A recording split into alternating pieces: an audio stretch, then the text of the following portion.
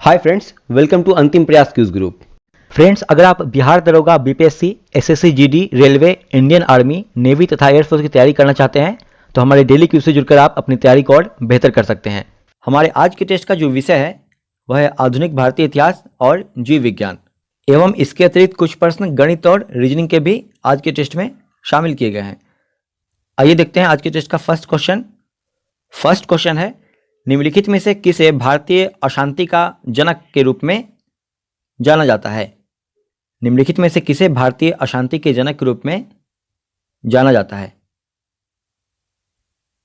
सही उत्तर है लोकमान्य तिलक को भारतीय अशांति के जनक के रूप में जाना जाता है। अगला क्वेश्चन देखते हैं। अगला क्वेश्चन है, निम्नलिखित में से कौन सा नेता कांग्रेस के गर्म दल से संबंधित था? निम्नलिखित में से वह कौन सा कांग्रेस का नेता था जो गर्म दल से संबंधित था? सही उत्तर है अरविंद घोष। बाकी तीनों जो ऑप्शन है बी, सी और डी, दादा भाई नौरोजी, जीके गोखले और एस.एन. बनर्जी, ये तीनों नरम दल के नेता थे। अगला क्वेश्चन है क्वेश्चन नंबर 3, भारतीय राष्ट्रीय कांग्रेस के प्रथम मुस्लिम अध्यक्ष कौन थे? भारतीय राष्ट्रीय कांग्रेस के प्रथम मुस्लिम अध्यक्ष जो थे कौन थे? वे थे बदरुद्दीन तैयब जी, ऑप्शन डी। नेक्स्ट है क्वेश्चन नंबर 4, अखिल भारतीय कांग्रेस की प्रथम महिला अध्यक्ष कौन थी? अखिल भारतीय कांग्रेस की प्रथम महिला अध्यक्ष जो थी वो कौन थी? तो वे थी एनी बेसेंट। और एनी बेसेंट ने वर्ष 1917 में जो कांग्रेस का अधिवेशन हुआ था कलकत्ता में, उसकी अध्यक्षता की थी। आइए देखते हैं अगला क्वेश्चन नंबर 5 देखते हैं। किसने कहा था कांग्रेस पतन के लिए लड़खड़ा रही है? मेरी सबसे बड़ी अभिलाषा जब तक मैं भारत में हूं कांग्रेस की शांतिपूर्ण समाप्ति में सहयोग करना है। यह कथन किसका था? कांग्रेस पतन के लिए लड़खड़ा रही है और मेरी सबसे बड़ी अभिलाषा जब तक मैं भारत में हूं कांग्रेस की शांतिपूर्ण समाप्ति में सहयोग करना है। यह कथन किसका था? यह कथन था lord Curzon, option b. Next है क्वेश्चन नंबर 6, भारतीय राष्ट्रवाद का पैगंबर किसे माना जाता है? भारतीय राष्ट्रवाद का पैगंबर किसे माना जाता है? सही उत्तर है राम मोहन राय को भारतीय राष्ट्रवाद का पैगंबर कहते हैं, ऑप्शन बी। अगला क्वेश्चन है, राजा राम मोहन राय द्वारा ब्रह्म समाज की स्थापना की गई थी? किस वर्ष की गई थी ब्रह्म समाज की स्थापना राजा राम मोहन राय के द्वारा? तो वह वर्ष था 1828 ईस्वी। 1828 ईस्वी में ब्रह्म समाज की स्थापना की गई थी, ऑप्शन सी। नेक्स्ट है क्वेश्चन नंबर 8, स्वदेश वाहिनी के संपादक कौन थे? स्वदेश वाहिनी के संपादक थे कौन थे? इसके संपादक, तो इसके संपादक थे के Ramakrishna Pillai, option C. Next है क्वेश्चन नंबर 9, निम्न में से किस वर्ग को सर्वप्रथम पश्चिमी सभ्यता ने प्रभावित किया? निम्न में से किस वर्ग को सर्वप्रथम पश्चिमी सभ्यता ने प्रभावित किया था? सही विकल्प है इसका विकल्प सी, शिक्षित हिंदू मध्यम वर्ग को। नेक्स्ट है क्वेश्चन नंबर 10, निम्नलिखित में से किसने 1872 में नेटिव मैरिज एक्ट को पारित करने में महत्वपूर्ण भूमिका निभाई थी? वह कौन थे जिन्होंने 1872 ईस्वी में नेटिव मैरिज एक्ट को पारित कराने में महत्वपूर्ण भूमिका निभाई थी? तो ये थे Keshav Chandra Sen, option C. Next है, भारतीय राष्ट्रीय कांग्रेस का प्रथम अधिवेशन कहाँ हुआ था? भारतीय राष्ट्रीय कांग्रेस का प्रथम अधिवेशन कहाँ हुआ था? तो यह हुआ था मुंबई में, ऑप्शन सी सही है। नेक्स्ट है क्वेश्चन नंबर 12, पुस्तक गुलामगिरी का लेखक कौन था? तो इसके लेखक थे ज्योतिबा फुले। गुलामगिरी के लेखक ज्योतिबा फुले थे, ऑप्शन बी। नेक्स्ट क्वेश्चन है 13 नंबर, निम्न में से किसने कहा था अच्छा शासन स्वशासन का स्थानापन्न नहीं है? किसने कहा था कि अच्छा शासन स्वशासन का स्थानापन्न नहीं है? तो यह कहा गया था स्वामी दयानंद सरस्वती जी के द्वारा। ऑप्शन सी सही है। अगला क्वेश्चन है 14 नंबर, किसने 1873 ईस्वी में सत्यशोधक समाज की स्थापना की थी? 1873 ईस्वी में किसने सत्यशोधक समाज की स्थापना की थी? सही उत्तर इसका ऑप्शन बी, ज्योतिबा फूले ने सत्यशोधक समाज की स्थापना ज्योतिबा फूले ने की थी। नेक्स्ट है क्वेश्चन 15, भारत संघ इंडियन एसोसिएशन, भारत संघ इंडियन एसोसिएशन के संस्थापक कौन थे? इसके संस्थापक थे सुरेंद्रनाथ बनर्जी। भारत संघ या इंडियन एसोसिएशन के संस्थापक थे सुरेंद्रनाथ बनर्जी। ऑप्शन डी सही है। नेक्स्ट क्वेश्चन है 16 number, servants of India society, servants of India society की स्थापना किसने की थी? इसकी स्थापना की गई थी गोपाल कृष्ण गोखले जी के द्वारा। सर्वेंट्स ऑफ इंडिया सोसाइटी की स्थापना गोपाल कृष्ण गोखले के द्वारा की गई थी। Option C. क्वेश्चन नंबर 17 देखते हैं, निम्न में से कौन भारत का मार्टिन लूथर कहलाता है? चारों ऑप्शन में से वह कौन सा है जो, चारों ऑप्शन में वे कौन है जो भारत के मार्टिन लूथर कहलाते हैं? सही उत्तर है इसका विकल्प ए, स्वामी दयानंद सरस्वती। स्वामी दयानंद सरस्वती को भारत का मार्टिन लूथर कहते हैं। नेक्स्ट क्वेश्चन है 18 नंबर, निम्न में से किस व्यक्ति ने सर्वप्रथम स्वराज्य शब्द का प्रयोग किया और हिंदी को राष्ट्रभाषा माना? नीचे दिए गए नामों में से वे कौन से व्यक्ति थे जिन्होंने सबसे पहली बार स्वराज शब्द का प्रयोग किया था और हिंदी को राष्ट्रभाषा माना था? तो ये थे स्वामी दयानंद सरस्वती, स्वामी दयानंद सरस्वती। ऑप्शन बी सही है। अगला क्वेश्चन है 19 नंबर, 19वीं सदी के महानतम पारसी समाज सुधारक कौन थे? 19वीं सदी के महानतम पारसी जो समाज सुधारक थे वे कौन थे? तो ये थे Behram ji M Malabari, Behram ji M Malabari. Option D. Next question है 20 नंबर, राम मोहन राय को राजा की उपाधि किसने दी थी? राम मोहन राय को राजा की उपाधि किसने दी थी? तो यह उपाधि दी गई थी अकबर द्वितीय के द्वारा, अकबर द्वितीय। Option b. नेक्स्ट है क्वेश्चन नंबर 21, भारत में थियोसॉफिकल सोसाइटी की सफलता मुख्यतः थी, भारत में थियोसॉफिकल सोसाइटी की सफलता मुख्यतः किसके कारण थी? सही उत्तर इसका ऑप्शन ए, एनी बेसेंट के कारण। भारत में थियोसॉफिकल सोसाइटी की जो सफलता हुई थी वह मुख्यतः एनी बेसेंट के कारण हुई थी और थियोसॉफिकल सोसाइटी की स्थापना अमेरिका में कर्नल एच.एस. अलकाट के द्वारा की गई थी। अगला क्वेश्चन है 22, राष्ट्रीय कांग्रेस के पूर्व सबसे प्रमुख संस्था थी, राष्ट्रीय कांग्रेस के पूर्व सबसे प्रमुख संस्था जो थी वो कौन सी थी?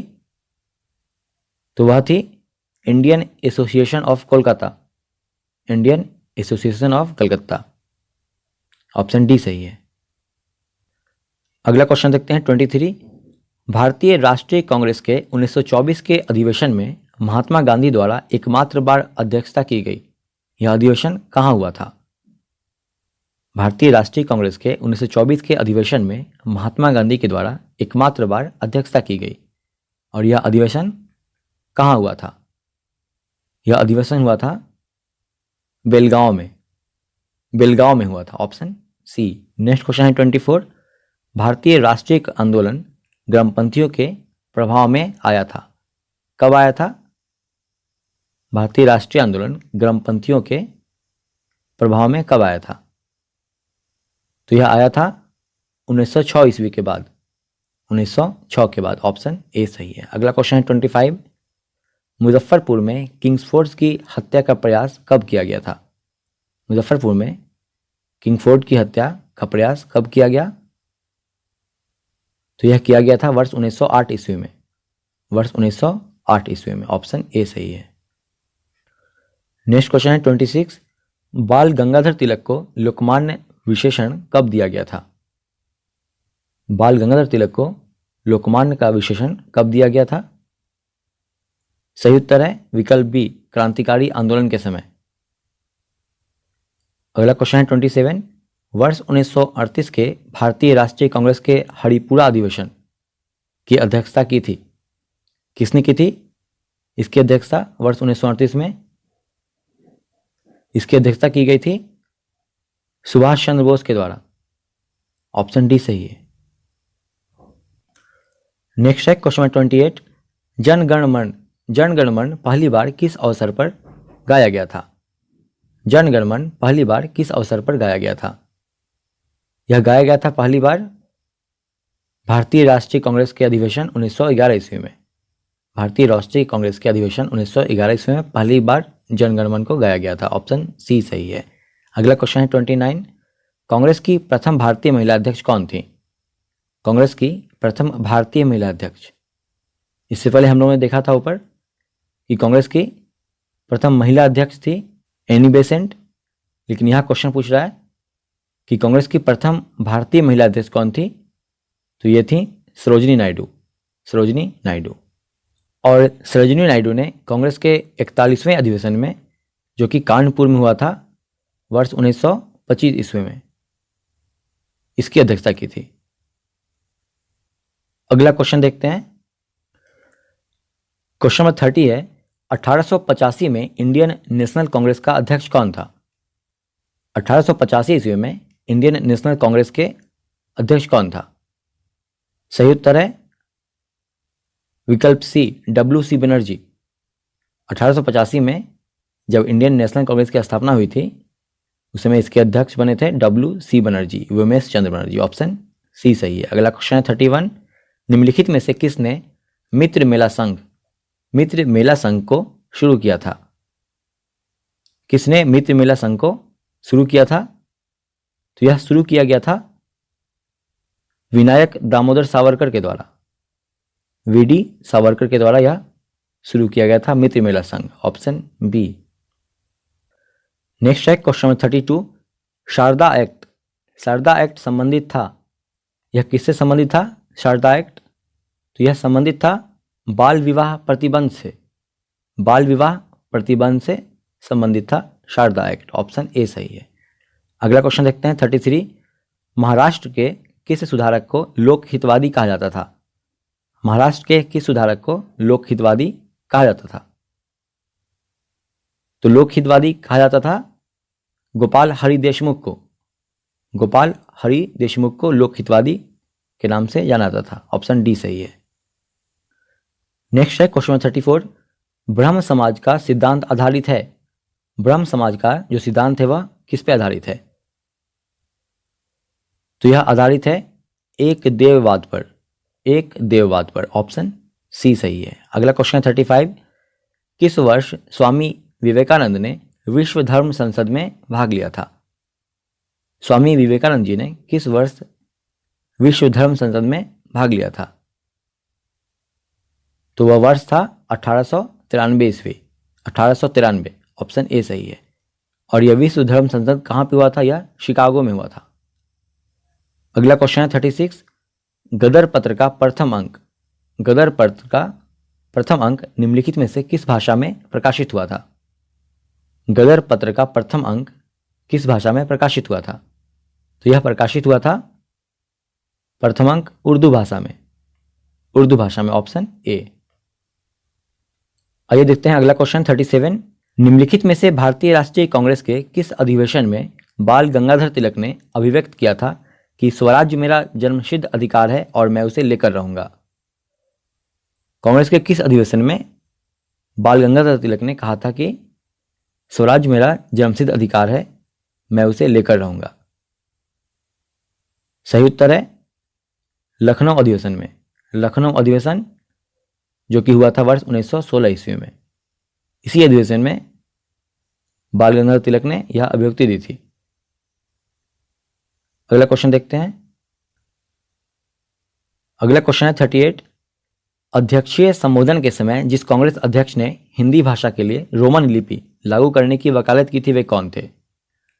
अध्यक्षीय संबोधन के समय जिस कांग्रेस अध्यक्ष ने हिंदी भाषा के लिए रोमन लिपि लागू करने की वकालत की थी वे कौन थे? वे थे Subhash Chandra Bose. Subhash Chandra Bose. Option D. Next है क्वेश्चन 39।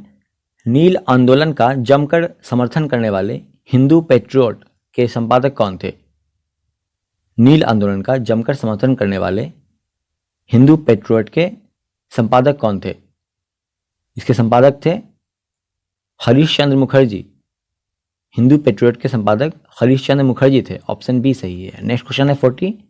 निम्न रक्त में से कौन सा वर्ग, निम्न रक्त वर्ग में से कौन सा जो रक्त का वर्ग है जो सार्वत्रिक दाता है, यानी कि यूनिवर्सल डोनर है, तो वह है रक्त वर्ग O, blood group O. Option B सही है।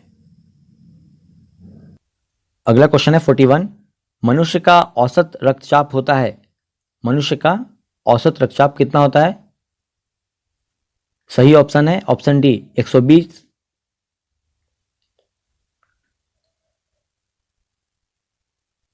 सही उत्तर है ऑप्शन डी 120/80। साथ में यह भी याद रखेंगे कि जो ऊपर लिखा है 120 यह सिस्टोलिक कहलाता है और जो नीचे लिखा है 80 यह डायस्टोलिक कहलाता है। अगला क्वेश्चन है 42। शरीर में निम्न में से कौन सा संक्रमण से हमारी रक्षा करता है? शरीर में निम्न में से कौन सा है जो संक्रमण से हमारी रक्षा करता है? तो वह है WBC, व्हाइट ब्लड सेल्स, श्वेत रक्त कणिकाएं। ऑप्शन बी सही है। अगला क्वेश्चन है 43। रुधिर में श्वेत रक्त कणिकाओं की अत्यधिक मात्रा में उपस्थिति को रोग विज्ञान की भाषा में क्या कहते हैं?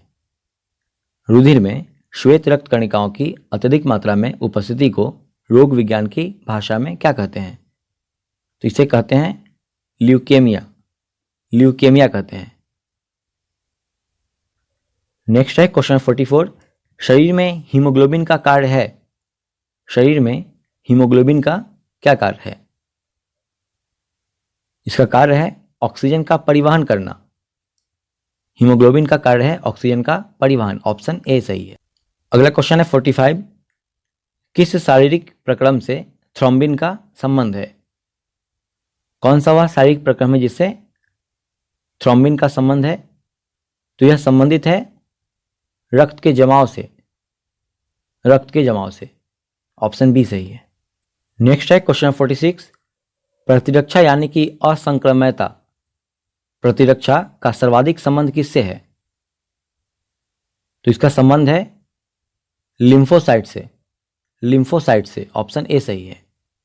अगला क्वेश्चन है 47। अगर अग्नाशय में खराबी हो तो क्या होगा? अगर अग्नाशय में खराबी हो जाती है तो क्या परिणाम होगा इसका? तो इसका जो परिणाम है वह होगा कि इंसुलिन और ग्लूकोन नहीं बनेंगे, क्योंकि आप जानते हैं कि इंसुलिन का जो स्त्रावन होता है वो अग्नाशय की बीटा कोशिका से होता है, इसलिए अग्नाशय में खराबी होने पर इंसुलिन और ग्लूकोन नहीं बनेंगे। ऑप्शन बी सही है। अगला क्वेश्चन देखते हैं 48। मानव गुर्दे में बनने वाली पथरी प्रायः बनी होती है, मानव गुर्दे में बनने वाली जो पथरी होती है वह प्रायः किसकी बनी होती है? तो यह बनी होती है कैल्शियम ऑक्जेलेट की, कैल्शियम ऑक्जेलेट की बनी होती है। ऑप्शन ए सिलेक्ट कर लेंगे। अगला क्वेश्चन है 49। निम्नलिखित में से कौन अस्कर्वी रोग के इलाज में उपयोगी है? निम्नलिखित में से वह कौन सा है जो अस्कर्वी रोग के इलाज में उपयोगी है? सही विकल्प है विकल्प सी आंवला, क्योंकि आंवला में विटामिन सी प्रचुर मात्रा में पाया जाता है और अस्कर्वी रोग जो होता है वह मसूरी का रोग है और यह विटामिन सी की कमी से होता है। अगला क्वेश्चन देखते हैं 50 नंबर। हमारे शरीर में अम्लीयता तथा क्षारकता के बीच जो तत्व संतुलन बनाए रखता है वह कौन सा है? हमारे शरीर में अम्लीयता तथा क्षारकता के बीच जो तत्व संतुलन बनाए रखता है वह कौन सा है? तो वह तत्व है फास्फोरस, फास्फोरस। ऑप्शन ए सही है। क्वेश्चन नंबर 51 देखते हैं। अल्फा केरोटीन एक प्रोटीन है, अल्फा केरोटीन प्रोटीन है जो कहाँ उपस्थित रहता है? यह उपस्थित रहता है त्वचा में। अल्फा केरोटीन त्वचा में उपस्थित रहता है। ऑप्शन बी सही। अगला क्वेश्चन है 52। शरीर में ऊतकों का निर्माण होता है, शरीर में ऊतकों का जो निर्माण होता है वह किसकी सहायता से होता है? सही उत्तर है ऑप्शन सी प्रोटीन की सहायता से, प्रोटीन की सहायता से। अगला क्वेश्चन है 53। जब रक्त में ऑक्सीजन की सांद्रता में कमी आ जाती है, जब रक्त में ऑक्सीजन की सांद्रता में कमी आती है तो श्वास की गति पर क्या प्रभाव पड़ेगा? तो श्वास की गति जो है वो बढ़ जाती है। जब रक्त में ऑक्सीजन की सांद्रता में कमी होती है तो श्वास की गति बढ़ जाती है। ऑप्शन बी सही है। अगला क्वेश्चन है 54। किस प्राणी के जीवद्रव में हीमोग्लोबिन का विलय हो जाता है? किस प्राणी के जीवद्रव में हीमोग्लोबिन का विलय हो जाता है? तो वह प्राणी है जो वह है मेढक।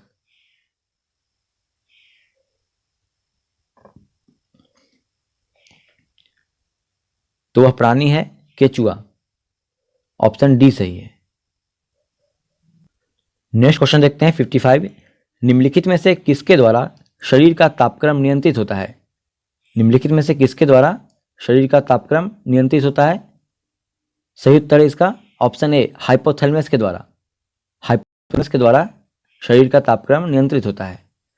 अगला क्वेश्चन है 56। निम्नलिखित में से स्त्रीलिंग हार्मोन कौन सा है?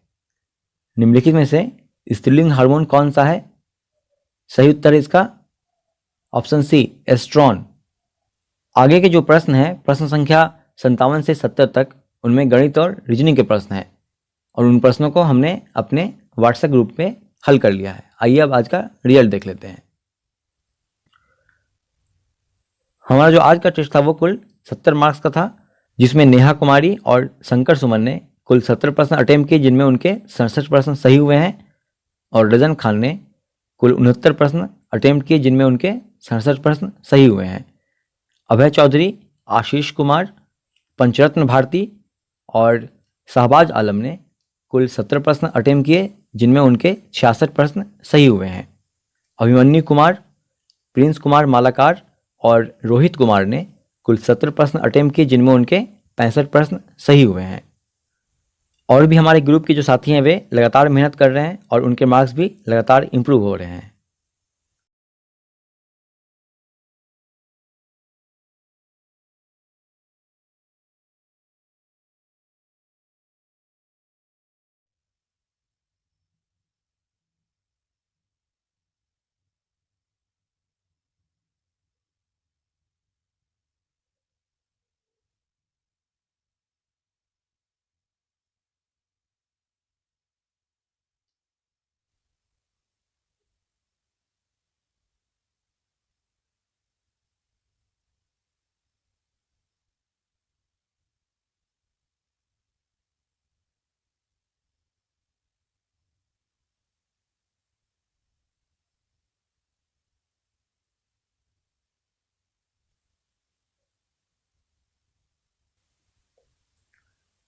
ओके फ्रेंड्स, मिलते हैं अगले टेस्ट के साथ।